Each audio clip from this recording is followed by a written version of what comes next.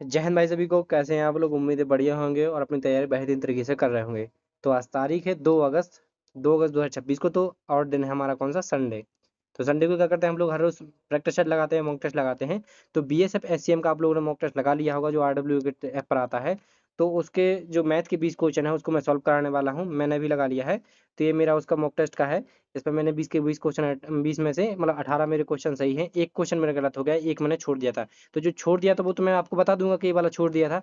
बाकी जो मेरा एक क्वेश्चन जो गलत हुआ है, जो एक क्वेश्चन मेरा गलत हुआ है, उसको आपको देखना है कि कौन सा मेरे से गलत हुआ है। तो जो मैं आपको सॉल्व करा रहा हूँ उसमें भी आप लोग देख सकते हैं कि आपको बताना है, देखिए कि कौन सा वाला क्वेश्चन मैंने गलत किया है, क्योंकि मैं अटेम्प्ट तो वही कर रहा हूँ अभी। अभी मतलब वो उसका सॉल्यूशन नहीं खुला है, तो अभी मुझे पता नहीं है कि कौन सा वाला है या नहीं है। ठीक है, ये आपको सुबह सुबह ये 7 बजे आपको मॉक टेस्ट मिल जाएगा, लेकिन मैं अभी इसको एक दिन पहले इसको रिकॉर्ड कर रहा हूँ स्क्रीनशॉट ले लेके। तो चलिए शुरू करते हैं हमारा प्रैक्टिस। ये प्रैक्टिस है, मॉक टेस्ट के जो भी क्वेश्चन है, जितने भी क्वेश्चन है उन सभी को हम लोग सॉल्व करेंगे। ठीक है, तो क्वेश्चन नंबर 1 था हमारा, एक मूलधन 4% वार्षिक चक्रवृद्धि ब्याज की दर से 2 वर्षों में 169 हो जाता है। तो हमसे क्या पूछा गया था, मूलधन। देखिए, हमको रेट कितनी दे रखी है, रेट दे रखी थी इसमें 4%। 4% की फ्रैक्शन वैल्यू होती है 1/25, यानी 25 का 4% 1 होता है, यानी 25 पर 1 का ब्याज, यानी वो राशि हो जाएगी 26। ठीक है, तो 25/26 में क्या होगी वो राशि, 25 क्या होगी हमारा, ये हमारा होगा मूलधन, ये होगा हमारा प्रिंसिपल और ये होगा हमारा अमाउंट। ठीक है, अब क्या करना है, देखिए यहाँ पे टाइम कितना दे रखा है, 2 वर्ष। यहाँ पे टाइम 2 वर्ष दे रखा है, तो दोनों पे क्या कर देंगे, दोनों का स्क्वायर कर देंगे। ठीक है, यदि 3 साल दिया रखा होता तो हम तीन पावर कर देते। ठीक है, तो 25 का स्क्वायर कितना होता है, 25 का होता है 625, और 26 का स्क्वायर होता है 676। ठीक है, ये हमारा अमाउंट है, यानी मिश्र धन है। और यहाँ पे क्वेश्चन क्वेश्चन में कितनी दे रखी है, 169, यानी ये मतलब 667 की वैल्यू कितनी दे रखी है हमको, 676 की वैल्यू दे रखी है 169। हमको निकालनी है 625 की, तो कैसे निकालेंगे, 169/676 इंटू 625, ऐसे हम क्या करेंगे इसको, इसकी 625 की वैल्यू हमारी निकल आएगी। ठीक है, ये कैसे, मतलब ये 676 की वैल्यू इतनी है, तो एक की वैल्यू आ जाएगी 169 बटे में 676, फिर 625 है, ये तो गुणा कर देंगे। देखिए अब इसको काटते हैं, 13 से काटेंगे, 169 कितनी बार जाएगा, 13 बार।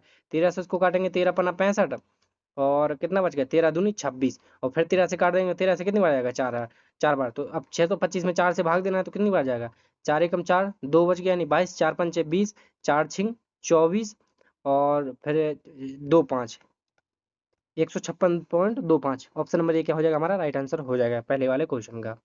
अब नेक्स्ट क्वेश्चन देखते हैं, नेक्स्ट क्वेश्चन क्या है। क्वेश्चन नंबर 2 क्या है, यदि स्कूल में 75% छात्र लड़के हैं और लड़कियों की संख्या कितनी है, 420 है, तो लड़कों की संख्या हमको निकालनी है। देखिए 75% यदि लड़के हैं तो 25% क्या होंगी, 25% लड़कियां होंगी। 25% का मतलब होता है 1/4, यानी 4 यदि कुल जनसंख्या है का, तो बॉयज और गर्ल्स दोनों हैं, तो एक उसमें से क्या है, एक उसमें से गर्ल्स यानी लड़कियां हैं। एक गर्ल्स है, 4 टोटल हैं, तो 3 क्या होंगे, 3 हमारे बॉयज हो जाएंगे। तो ठीक है, जब एक की वैल्यू कितनी दे रखी है, एक की वैल्यू दे रखी है हमको 420, तो हमको किसकी, 3 की वैल्यू हमको निकालनी है। तो 420 में हम क्या करेंगे, 3 से गुणा कर देंगे, सीधा डायरेक्ट आ जाएगा 0, 3 दूनी 6, 4 थी 12, यानी 1260 क्या हो जाएंगे हमारे, लड़के हो जाएंगे, लड़कों की संख्या। दूसरा क्वेश्चन हो गया, तीसरा क्वेश्चन देखते हैं। तीसरा क्वेश्चन है, ए किसी कार्य को 45 दिनों में पूरा कर सकता है और बी उसी कार्य को 30 दिनों में पूरा कर सकता है। वे 3 दिनों के लिए एक साथ काम करते हैं, फिर ए काम छोड़ देता है, शेष कार्य बी कितने दिनों में करेगा। देखिए एक एक काम को कितने दिन में कर रहा है, ए एक काम को कर रहा है 45 दिनों में, ठीक है।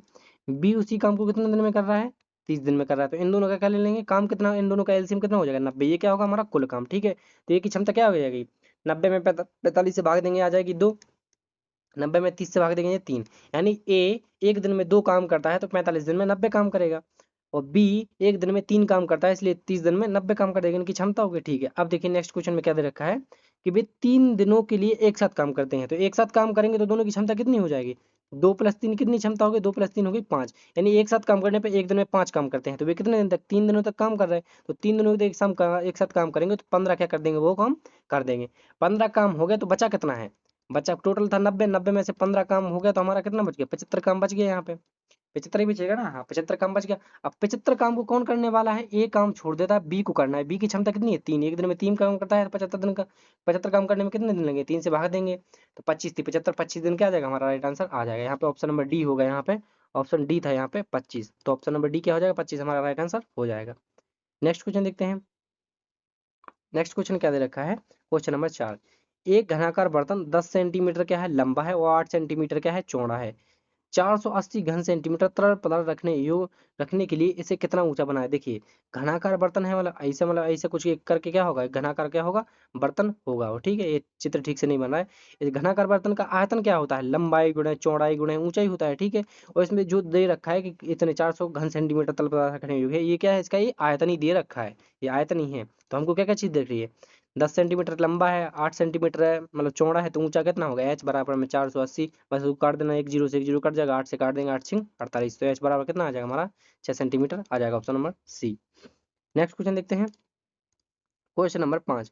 दो संख्या का गुणनफल कितना है, 217, यदि उनका एलसीएम 90 है तो एचसीएफ की हद कीजिए। देखिए इसका फॉर्मूला होता है कि पहली संख्या इंटू दूसरी संख्या बराबर होता है क्या, एलसीएम इंटू एचसीएफ। एचसीएफ दोनों संख्या का गुणनफल किसके बराबर होता है, एलसीएम और एचसीएफ के गुणनफल। तो दोनों संख्या का गुणनफल कितना दे रखा है हमको, 270 दे रखा है। एलसीएम कितना दे रखा है, 90। एचसीएफ हमको निकालना है कितना, एस सी एफ ही निकाला, एचसीएम नहीं एचसीएफ। ये बीएसएफ एचसीएम के चक्कर में एचसीएम एचसीएम एचसीएम ही लिख रहे हैं। एचसीएफ हो गया, तो 90 से काट देंगे कितनी बार, 3 बार, तो हमारा एचसीएफ क्या आ जाएगा, हमारा 3 क्या आ जाएगा, हमारा right answer D, option number D. Next question देख लेते हैं। नेक्स्ट क्वेश्चन है क्वेश्चन नंबर 6। 1/2, 3/5, 2/7 और 5/6 में से कौन सी बड़ी है। देखिए इसको तो मैं डायरेक्ट करता हूँ कि 1/2, 3/5 और 2/7 और 5/6, इसमें से कौन सी संख्या का है सबसे छोटी वाली पूछी गई ना। देखिए इनका क्या कर देना, क्रॉस मल्टीप्लाई कर देना है। 5 और 3 का यदि क्रॉस मल्टीप्लाई करेंगे तो 5 का 1 में करेंगे, और 2 का 3 में करेंगे तो 5 का 1 में करेंगे तो कितना आ जाएगा 5, और 3 का 2 में करेंगे तो यहाँ पे 6 आ जाएगी। तो ये वाली भिन्न क्या हो जाएगी, ये वाली जो भिन्न है वो बड़ी हो जाएगी, तो ये वाला हमारा गलत हो गया, ये वाली छोटी है, ठीक है। अब ये दो निपट गए, अब इन दो में निपटाते हैं। 1/2 और 2/7, मैं इसको डायरेक्ट कर रहा हूँ लेकिन समझाने के लिए आपको, मैं मतलब ऐसे कर रहा हूँ, नहीं तो मैं डायरेक्ट कर लेता। 7 का गुणा 1 में करें तो यहाँ पे 7 आ जाएगा, 2 का गुणा 2 में करेंगे तो यहाँ पे 4 आ जाएगा। तो देखिए 1/2 क्या हो जाएगी हमारी, बड़ी हो जाएगी, 2/7 क्या हो जाएगी, छोटी। तो 1/2 भी कट गया हमारा। अब इन दोनों को सॉल्व करना है, तो 6 का गुणा 2 में करेंगे कितना आएगा, 12, और 7 का गुणा 5 में करेंगे कितना आएगा, 35। तो इन दोनों में बड़ी कौन सी है, 35 वाली, तो ये भी कट जाएगी, कौन सी बच गई, 2/7। तो 2/7 हमारा राइट आंसर। मैं इसको सीधा इधर ही करता, 5 ही कम 5 और 3 दूनी 6, तो ये वाली काट देता सीधी। अब 7 कम 7, 2 दूनी 4, तो ये वाली कट जाती, और 6 दूनी 12, 7 पंच 35, तो ये वाली काट देता, 2/7 क्या लगा देता, सीधा राइट आंसर लगा देता, ठीक है। नेक्स्ट क्वेश्चन देखते हैं, क्वेश्चन नंबर 7। ये वाला मैंने क्या कर दिया, इसको छोड़ा था, इस वाले को मैंने नॉट अटेम्प्ट किया था, इसको अटेम्प्ट नहीं किया था, लेकिन मैंने इसको ठीक है एक बार दोबारा देखा है, तो मुझे अब आ रहा है, मैं आपको सॉल्व करके दिखाता हूँ। देखिए इसमें होता है, एक फॉर्मूला होता है कि tan 90 माइनस थीटा बराबर cot थीटा होता है। देखिए फॉर्मूला हमारा क्या है, cot थीटा की वैल्यू क्या होती है, cot थीटा बराबर होता है tan 90 minus theta. tan 90 minus theta, ये वाला क्या होता है, हमारा फॉर्मूला होता है। tan 90 माइनस थीटा बराबर cot थीटा, या फिर cot थीटा बराबर होता है tan 90 माइनस थीटा, ठीक है। तो देखिए अब cot थीटा हमको कितना दे रखा है, यहाँ पे दे रखा है। देखिए मैं पेन चेंज कर लेता हूँ इसका पेन का, एक सेकंड।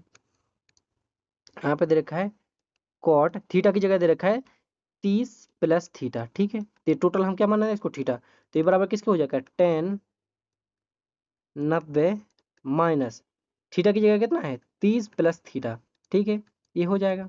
अब इसको हम आगे सॉल्व करते हैं, तो यहाँ पे क्या हो जाएगा, tan 90 माइनस 30 और माइनस थीटा हो जाएगा, ठीक है। तो यहाँ पे कितना आ जाएगा, tan 90 में से 30 जाएगा, कितना हो जाएगा 60 माइनस थीटा, ठीक है। तो यहाँ पे क्या आ जाएगा, यहाँ पे हमारा क्या है, cot 30 प्लस थीटा, कोस 30 प्लस थीटा की वैल्यू कितनी आ गई, 10 60 माइनस थीटा। देखिए और यहाँ पे कितना दे रखा है, 10 60 माइनस थीटा पहले दे रखा है, माइनस कोट इस 30 प्लस थीटा की वैल्यू क्या आ जाएगी, इसकी वैल्यू भी क्या आ जाएगी, 10 60 माइनस थीटा, तो दोनों की वैल्यू क्या हो गई बराबर, तो इस सी वाला कट जाएगा, तो आंसर क्या आ जाएगा, ऑप्शन नंबर सी आ जाएगा। लेकिन जबकि मैंने क्या किया था, इसको छोड़ दिया था, तब यहाँ मुझे आ ही नहीं रहा था, ठीक है। नेक्स्ट क्वेश्चन देखते हैं। नेक्स्ट क्वेश्चन है क्वेश्चन नंबर 8। दो संख्या है 3:2 के अनुपात में, यदि पहली और दूसरी संख्या में से 6 और 8 क्रमशः घटाया जाए तो अनुपात 5:8:5 हो जाए। देखिए दो संख्या कैसे अनुपात में है, 3x और 2x, 3:2 में तो संख्या क्या हो जाएंगी, 3x और 2x, फिर 8 घटाया जा रहा है और 6 घटाया जा रहा है, तो 3x में से घटाएंगे 8 और 2x में से घटाएंगे 6, तो अनुपात क्या हो जाएगा हमारा, 8:5 हो जाएगा। वैसे क्या कर देना है, क्रॉस मल्टीप्लाई करेंगे, तो 5 × 3 = 15, x माइनस 40 बराबर 8 दूनी 16, x माइनस के 8 × 48। देखिए 16x में से 15 जाएगा तो यहाँ पे x बच जाएगा, और 40 में से ये 48 प्लस का इस तरफ आ जाएगा, तो प्लस का हो जाएगा, तो यहाँ पे आ जाएगा 8। तो x की वैल्यू कितनी आ गई, 8 हमसे पूछा गया है, तो संख्या है तो 8 का गुणा कर देंगे, 8 दूनी 8 24 और 16, 8 × 3 = 24, यहाँ पे 24, 8 दूनी 16 गुणा कर देंगे, तो ठीक है, ऑप्शन नंबर बी हमारा राइट आंसर हो जाएगा। नेक्स्ट क्वेश्चन देखते हैं, क्वेश्चन नंबर 9। 1 रुपये 50 पैसे 25 पैसे के कुछ सिक्कों का मूल्य दे रखा है हमको कितना, ₹93.75। उनकी संख्याओं का अनुपात कितना है? 3, 4, 5 है। तो प्रत्येक प्रकार के सिक्कों की संख्या का क्या करना है हमको? प्रत्येक प्रकार की, देखिए, सिक्कों की संख्या का हमको अनुपात निकालना है इसमें। ये देखिए, हम इसको सीधे डायरेक्ट भी कर सकते हैं कि जो जिस भी संख्या का अनुपात क्या होगा, 3, 4, 5 होगा, वो आंसर होगा। तो पहली बात तो देख लेते हैं, क्या 46, 58 और 75 का अनुपात ये आएगा? तो ये देखिए, 2 से कटेगा तो 23 आ जाएगा, और ये किससे कटेगा? ये 29 दूनी 58। तो ये वाला तो नहीं आ रहा है इसमें, ये वाला अनुपात फिट ही नहीं बैठ रहा है। दूसरा इसको देखते हैं, देखिए इसको देखेंगे, यदि 5 से काटेंगे तो 5 अट्ठे 40, और 5 से काटेंगे तो कितनी बार, 14 पंचे 70, और 5 से काटेंगे तो 15 5 75, 8 14 15 है, तो ये वाला भी इसका नहीं होगा। इसको काट के देखते हैं पहले 2 से, तो 2 से आएगा 21, 28 और 35। तो किससे कट रहा है? 7 ती 21, 7 चौके 28, 7 पंचे, हाँ ये अब दो में फंस गए हम, 42 56, या फिर इसमें, इन दोनों में क्या हो गया हमारे, इन दोनों में फंस रहे हैं। ठीक है, तो देखिए मैंने तो डायरेक्ट किया था, लेकिन मैं सोच रहा था यदि मतलब बेसिक से किया था। अब मैं बेसिक बताता हूँ आपको। ये दो में फंस रहे हैं तो बेसिक करना पड़ेगा। जो हो गया हमारा एक, मैं अभी भी हम लोग डायरेक्ट कर सकते हैं, क्योंकि 50, ₹1 के कितने हो गए? 42। तो ₹42 ये हो जाएंगे। यदि हम पहला वाला लेके चलना है, तो पहला वाला ऑप्शन लेंगे, तो ₹1 के यदि 42 सिक्के हैं तो 45 सिक्के हैं तो ₹45 हो जाएंगे, प्लस 50 पैसे के यदि 60 सिक्के हैं, तो 50 पैसे में कितने होते हैं, मतलब 1/2 करना पड़ेगा, प्लस 25 पैसे के 75 पैसे हैं, 75 सिक्के हैं, तो 25 पैसे के कितने, 1/4 करना पड़ेगा। तो ये कितना आ जाएगा? 45 प्लस 30 प्लस ये कितना आ जाएगा? 4 एकम 4, यहाँ पे बच गया 35, तो 4 अट्ठे 32, 30, 4 सत्ते 28, 4 पंचे 20। यहाँ इसको जोड़ेंगे तो कितना आएगा? ये आ जाएगा हमारा ये हो जाएगा 75, 75 और 10 हो जाएगा 85, 85 8 आ गया 93.75। देखिए ऑप्शन नंबर एक ही क्या होगा, हमारा राइट आंसर होगा। ठीक है, लेकिन इसको मैं आप बेसिक से भी बता देता हूँ आपको कि बेसिक कैसे करना है। देखिए ऑप्शन से भी आ गया ना, अरे एक क्वेश्चन ही हट गया।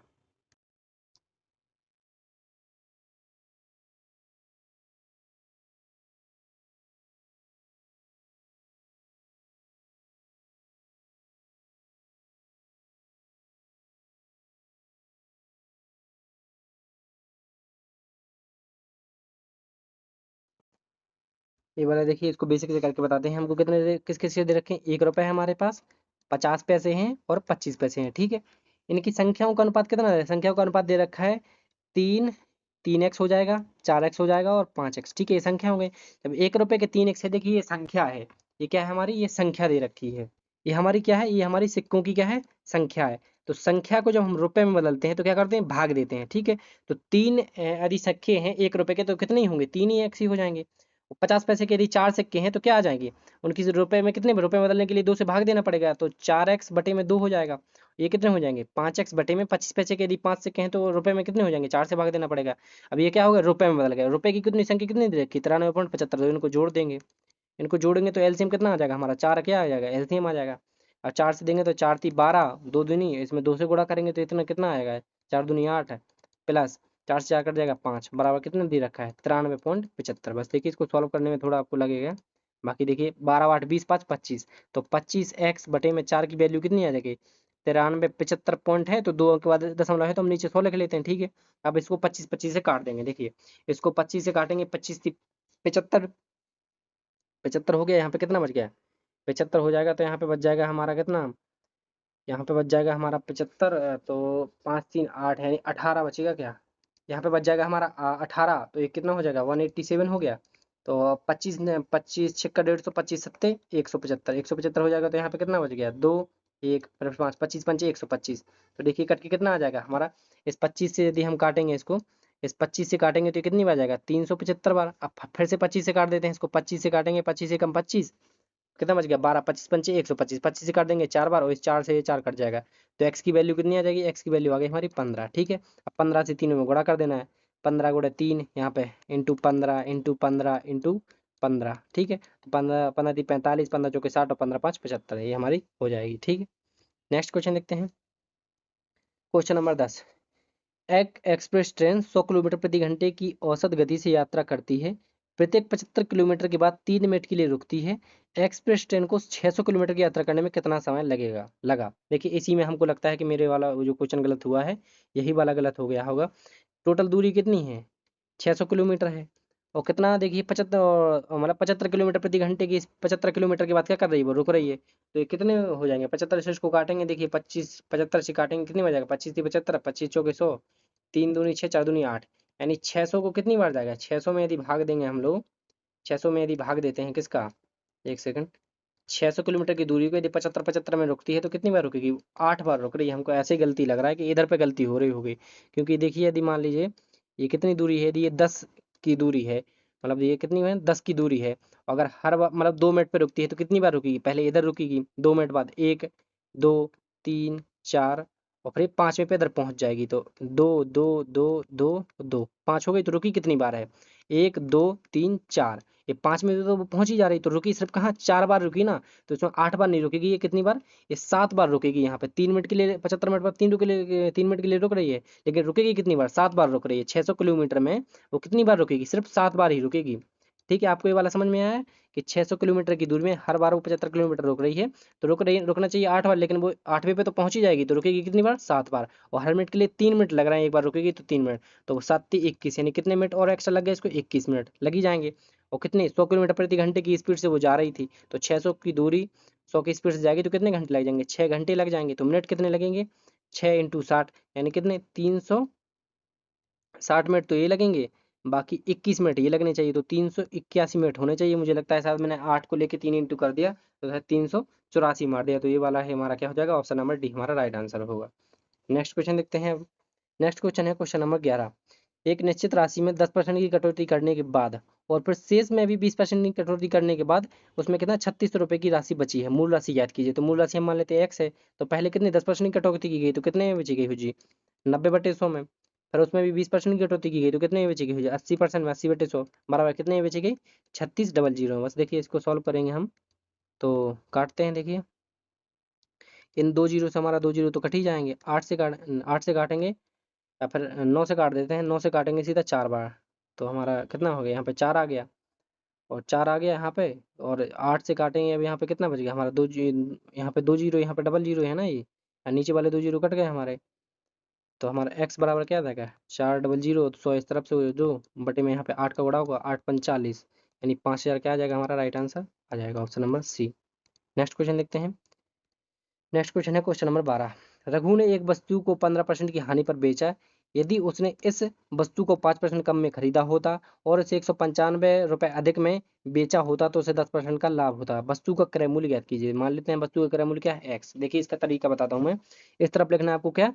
कॉस्ट प्राइस, सीपी यानी कॉस्ट प्राइस। इस तरफ लिखना है आपको सेलिंग प्राइस यानी विक्रय मूल्य। ठीक है, देखिए क्रय मूल्य हमने कितना मान लिया? क्रय मूल्य कितना है? एक्स है। ठीक है, एक वस्तु को रघु ने 15% की हानि पे बेचा, यानी विक्रय मूल्य, यानी एक्स का 15% की हानि पे बेचा, यानी कितने पे बेचा? 85% पे बेच दिया उसने। एक्स को कितने पे बेच दिया? 85% बेच दिया। फिर क्या है? यदि उसने इस वस्तु को 5% कम में खरीदा, यानी सीपी। सीपी यानी एक्स था, यदि एक्स से 5% कम में खरीदा होता तो कितने में खरीदा होता? एक्स का 95% में खरीदा होता, और इसे 195 अधिक में बेचा होता।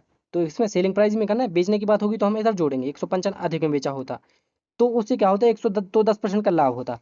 यदि 5% कम में खरीदा होता तो कितना? 10% का लाभ हो ना, यानी इस पे कितना होगा? 110% का लाभ होता। तो ये क्या हो जाएंगे? दोनों बराबर हो जाएंगे। इक्वेशन समझ में आई कैसे बनाना है? अब इसको क्या कर देना, देखिए सॉल्व कर देना। ठीक है, परसेंट है, पहले 1% हटाएंगे। देखिए एक वाला ये परसेंट से हमारा, एक वाला परसेंट, एक कोई काट दीजिए, ये वाला परसेंट कट गया। 1% बटा ना, तो इस परसेंट की जगह हम बटे में 100 लिख सकते हैं, तो 1 जीरो से हमारा 1 जीरो कट जाएगा। ठीक है, अब 11 × 95 कर देंगे, तो एक्स 95 × 11 करेंगे तो कितना आ जाएगा? 5, 9 5 दूनी के 4, हाथ से लाइए 1045 आ जाएगा। ठीक है, 1045 एक्स आ गया हमारा। नीचे जो 10 बचा इसका यहाँ पे गुल्डा हो जाएगा, मल्टीप्लाई होगा, क्रॉस मल्टीप्लाई, तो ये कितना हो जाएगा? 850 एक्स हो जाएगा, प्लस इस 195 में भी तो 10 का गुणा होगा, तो ये हो जाएगा 1950। अब 1045 में से 850 को घटा देना है, कितना हो जाएगा? 1045 एक्स माइनस का 850 एक्स बराबर कितना हो जाएगा? 1950। तो यहाँ पे देखिए कितना बच जा रहा है, यहाँ 5 में से 0 जाएगा, यहाँ पे बच गया 5, और यहाँ पे बचेगा कितना? 9, और 10 में से एक 8 जाएगा, कितना? 195। एक्स बराबर कितना आ जाएगा? 1950। तो एक्स की वैल्यू कितनी आ गई हमारी? 10 आ गई। हैं, अरे सॉरी सॉरी, यहाँ पे क्या गलती हुआ क्या कहीं पे कुछ? एक्स की वैल्यू 10 तो नहीं आ सकती है, एक सेकंड देखते हैं। देखिए यहाँ पे एक गलती ये हुई है हमसे, कि वहाँ पे नहीं होती, यहाँ पे मैंने कर दी कि ये वाले जो परसेंट है ना, इस परसेंट से हम परसेंट को काट नहीं सकते, क्योंकि यहाँ पर भी परसेंट नहीं लगा है ना, तो एक से ही परसेंट यहाँ पे प्लस लगा है, यहाँ पे मल्टीप्लाई होता तो नहीं होता। तो यहाँ पे परसेंट ही रहने देते हैं, ये वाले ही परसेंट रहने देते, तो यहाँ पे क्या हो जाएगा? ये भी यहाँ पे परसेंट लगा रहेगा, यहाँ पर भी क्या होगा 180%, ये भी यहाँ पे लगा रहेगा। तो इसमें से घटेगा तो 195, ये भी कितना परसेंट में ही आएगा। तो ये x परसेंट की वैल्यू कितनी आ गई, x यानी 1% की वैल्यू आ गई 10। तो 100% x परसेंट का मतलब क्या होता है, x/100 की वैल्यू कितनी आ गई 10। तो x की वैल्यू आ गई 10 × 100 यानी 1000 वैल्यू आ जाएगी। यही तो बोल रहे हैं, यहाँ पे गलती तो हो ही नहीं जाना चाहिए। तो ऑप्शन नंबर ए क्या आ जाएगा हमारा राइट आंसर। यहाँ पे परसेंट से नहीं कटेगा, परसेंट के यहाँ पे क्या होगा क्रॉस मल्टीप्लाई होगा फिर ये, तो 2 जीरो बढ़ जाएंगे। ठीक है, नेक्स्ट देखते हैं। नेक्स्ट क्वेश्चन क्या है, क्वेश्चन है हमारा क्या, कितना नंबर क्वेश्चन है, क्वेश्चन नंबर होगा 13 नंबर क्वेश्चन है, कट गया है यहाँ पे 13 नंबर क्वेश्चन। 30 छात्रों वाली एक कक्षा ने एक प्रतियोगिता परीक्षा दी।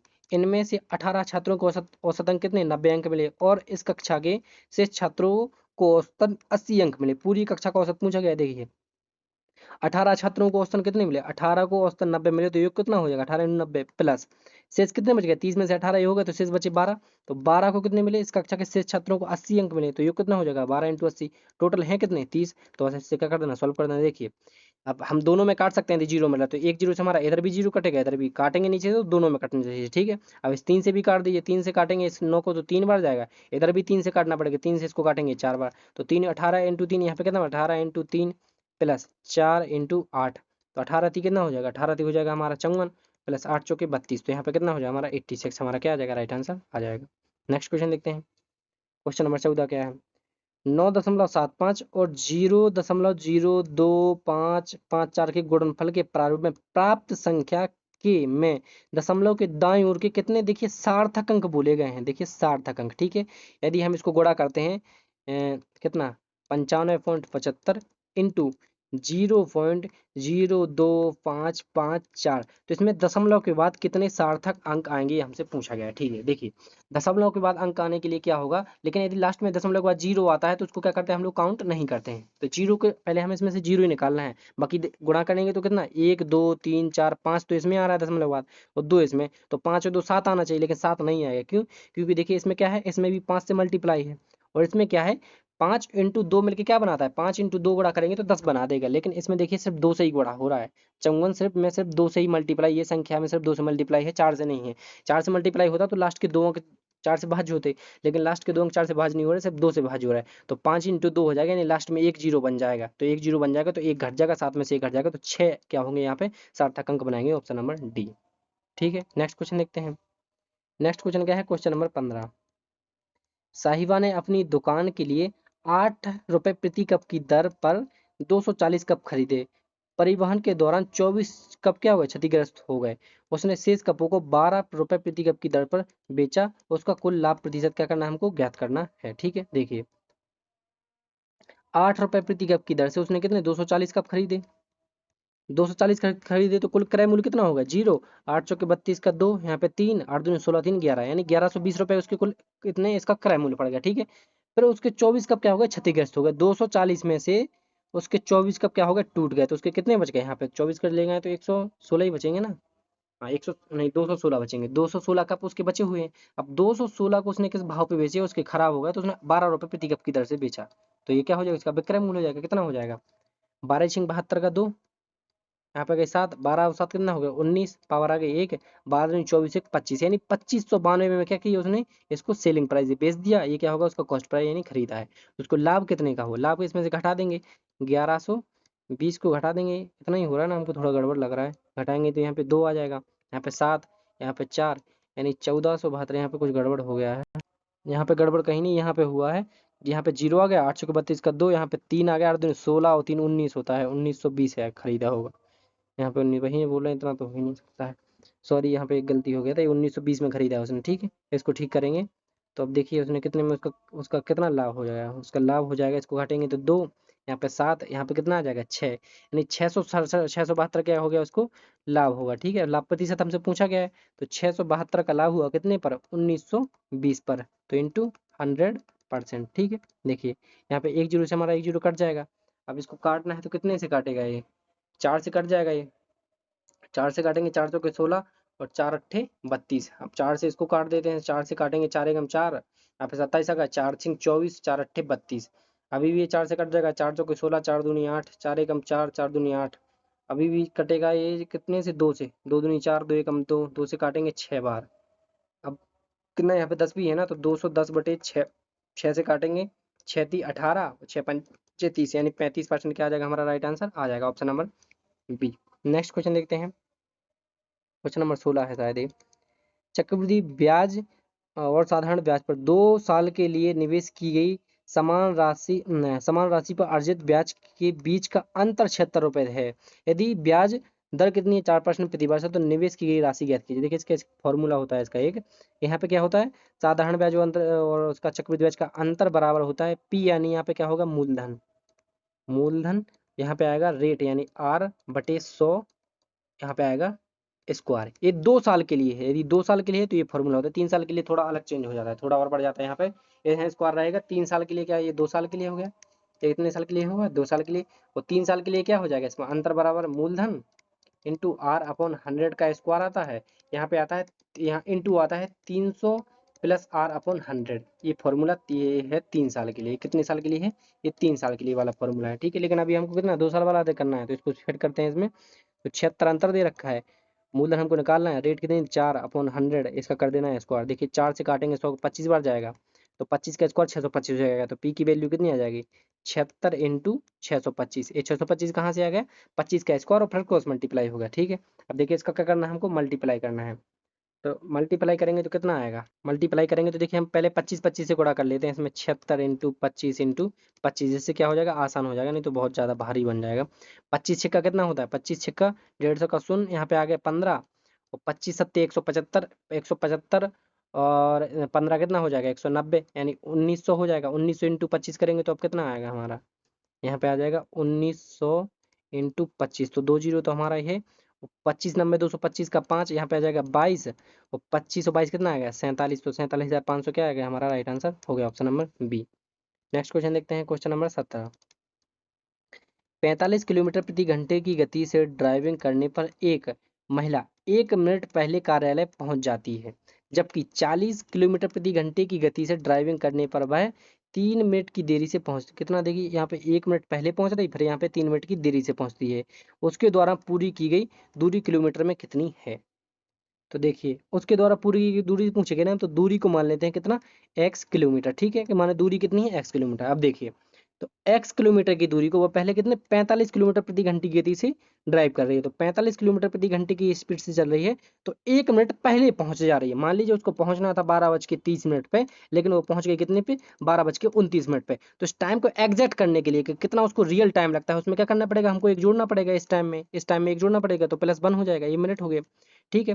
अब दूसरी लाइन क्या देगा कि हमको कि यदि वह 40 किलोमीटर प्रति घंटे की स्पीड जाती है, यदि x किलोमीटर की दूरी है वो 40 किलोमीटर प्रति घंटे की स्पीड जाती है, तो 3 मिनट की देरी से पहुंचती है, यानी 12:30 पे पहुंचना था तो वो कितने पे पहुंचेगी 12:33 पे। तो 3 मिनट ज़्यादा लग रहा है, तो अब हमको रियल टाइम बनाने के लिए एक्यूरेट का टाइम बनाने के लिए करना पड़ेगा 3 घटाना पड़ेगा, तो इसमें से हम क्या करेंगे 3 घटा देंगे। अभी ये भी रियल टाइम है, ये भी रियल टाइम है, तो दोनों क्या हो जाएंगे बराबर, ठीक है।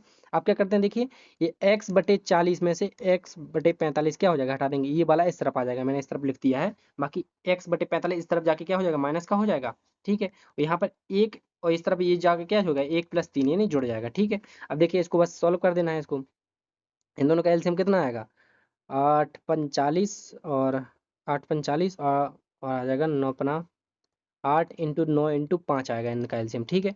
तो 8 45 हो गया यहाँ पे कितना बचेगा 9x, यहाँ पे आएगा 8x बराबर में, ये देखिए 4 आ गया।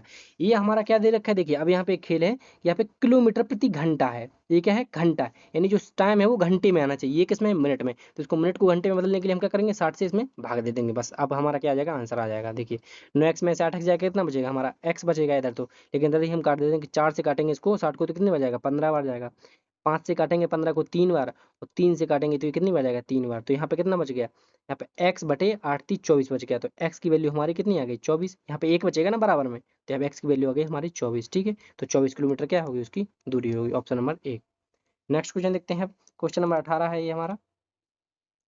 एक व्यक्ति ने वस्तुओं ए और बी को कुल 2312 रुपए में खरीदा। उसने ए को 16% की हानि पर और बी को 20% की लाभ पर बेचा। ए और बी का विक्रय मूल्य क्या था बराबर था। ए और बी के क्रय मूल्य का अंतर पूछा है। देखिए इसको मैंने अनुपात विधि से किया है। मान लेता हूं मैं कि ए का क्रय मूल्य कितना है ए है, और बी का क्रय मूल्य क्या है बी है। ये क्या है हमारी सीपी यानी क्रय मूल्य, ठीक है सीपी है ये क्रय मूल्य माने मैंने इसको। अब ए को उसने कितने पे बेचा 16% की हानि पर, तो ए को बेचा 16% की हानि पे यानी कितने पे 84% में बेचा होगा, ठीक है। फिर क्या बी को 20% के लाभ पर बेचा, यानी बी को बेचा उसने कितने पर, 120% बेचा। उसने कहा क्या है, विक्रय मूल्य दोनों की क्या है, बराबर, तो दोनों को हम बराबर कर देते हैं। देखिए परसेंट से क्या हो जाएगा, हमारा परसेंट कट जाएगा। अब 84 120 को काटते हैं तो कितने से कटेगा, देखिए 84 को काटते हैं 4 से, तो 4 दूनी 8, 4 एकम 4 और 4 3 12 30 हो गया हमारा। अभी भी ये कट जाएगा कितने से, ये कटेगा अभी 3 से, 3 से कटेगा 10 बार और 3 से कटेगा 7 बार। तो यहाँ पे क्या आ गया, 7a बराबर आ गया हमारा 10b।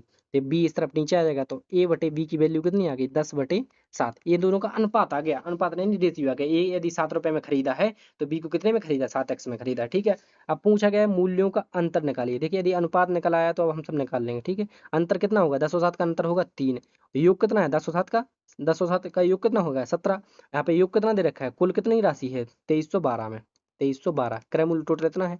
इसको बस सॉल्व कर देना है। देखिए 17 से काटेंगे इसको, तो 17 से काटेंगे एक बार, कितना बच जाएगा 6, यहाँ पे हो गया 61।